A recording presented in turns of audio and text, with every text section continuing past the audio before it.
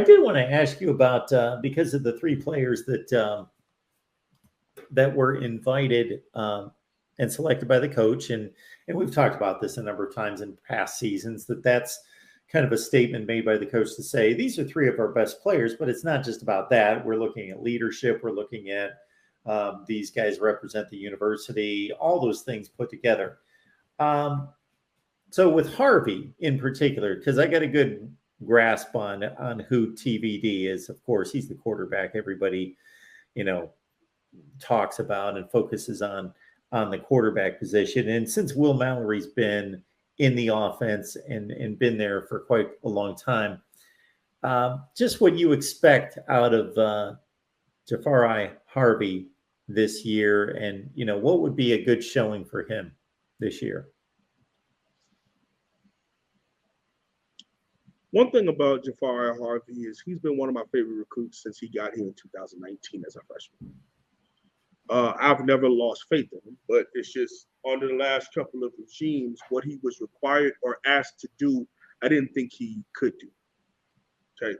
Being an edge rusher, basically being like the replacement for John Garvin, who is an NFL edge rusher to this day over the Green Bay Packers. And it even started the second half of last year due to injuries. So he's doing well for us. So I think Jafari Harvey had always been more of a set the edge kind of guy. And although he's like 6'3.5", 6'4", he doesn't have that elite get off speed to be able to be crazy and have all these high sack totals. Like, he's not going to tally up 15.5 sacks. He's just not that kind of player. Now, I'm not saying he can't, and maybe one day he could show us that, but from the film we've seen, he's more of an anchor, set your offensive tackle up, be able to take on a double team from the tight end and the tackle and split the double team, and run support. He's very, very, very good in run support and can have some help in the pass rush. I mean, you look at his stats last year, 12 solo tackles and 2.5 sacks. That's not a lot. And 1 pick six against North Carolina. And again, that's not him affecting the passer at an elite level. But what he can do is be more of what Zach McCloud was for us last year. And a leader, be high in the TFL market, and have a good football IQ, and really funnel plays back inside instead of them running off tackle to the right. They can't go there. Why? Because 12 is right there. And he's separated from the offensive tackle, and he can make plays. The other thing, he's been battling shoulder and labrum issues for almost his whole time at Miami. So I'm hoping that it's pretty healthy and can really go. Okay, we need 1 or 2 guys, whether it be a linebacker, whether it be an edge rusher, whether it be a D tackle, to show up and get after the quarterback. We need to be able to do it in waves if we can, but if we can get 1 guy to stand out, we're going to need that. And on par with what I just said. Yeah, there you go. We need 1 pass rusher to have a breakout season. And I think Jahfari Harvey can definitely be that. Again, based on what he's shown us, he may not be that pass rusher, but someone that can wreak havoc, someone that can attack the running backs and attack offensive tackles and get off blocks and be stern, I can see that. And I'm hoping that for him because he's a workaholic, Mark. High effort young man, and Jahfari Harvey. He's also been like an academic guy, one of the highest GPAs on the team. So these are the kind of guys you root for. Hey, he's a try-hard guy. He's high in the classroom. He gives super high effort. He always looks good physique-wise. You want to see them go out there and fill the stat sheet and get that done. Because when you look at it, there's Greg Russo obviously put up huge numbers.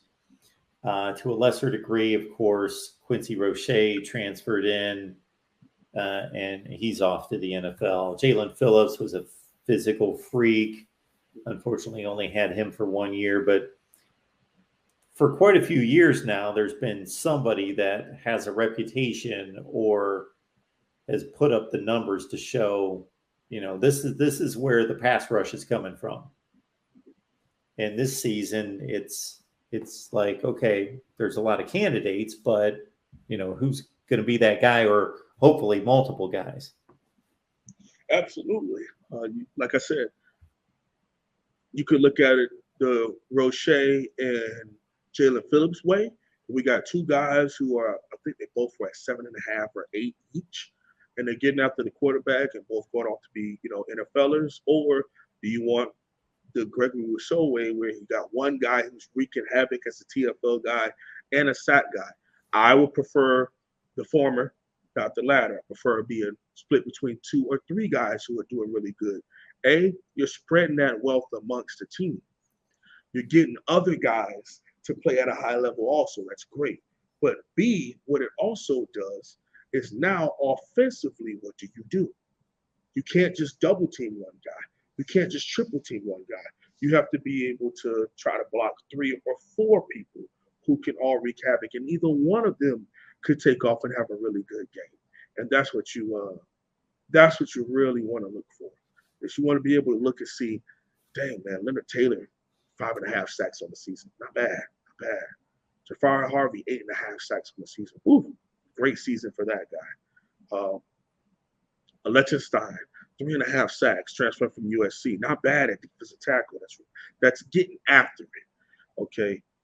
Chance Williams, 9 sacks, meaning we got a pass rusher. He's elite. He can get off the ball. He's making plays. Good job. That's what 22.5 sacks I just read off to you. But between 4 players. So that's what you want to be able to do, is get multiple people, not have 22 sacks and there's one guy with 15 and you sprinkle 1 or 2 each for the rest of the other people. Now, if that happens, shout out to that one player. He's kicking butt. But from a team perspective, you want to be able to have more than one guy wreaking havoc, and it, like I said, it makes it really hard on offensive coordinators when you got to go. Exactly. The whole front could kick butt if we, and that's kudos to Manny and the 2017 team. You had Norton, you had McIntosh, you had Chad Thomas, you had Joe Jackson. Either one of them, and then their backups were pretty solid too. You had Trent Harris, who's an NFL starter right now. You had John Garvin, who's an NFL starter right now.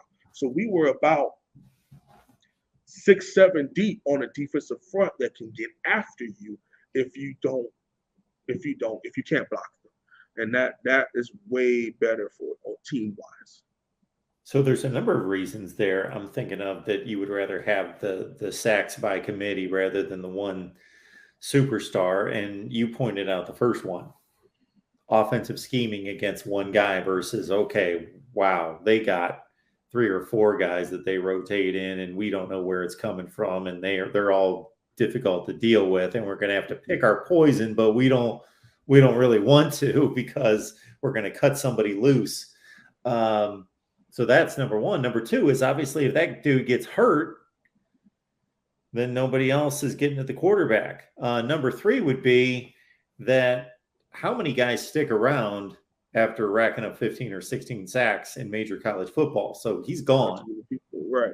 And then heck, he may not even play in your bowl game. He may not even play in your ACC championship game because he's resting for the NFL draft. And those things happen.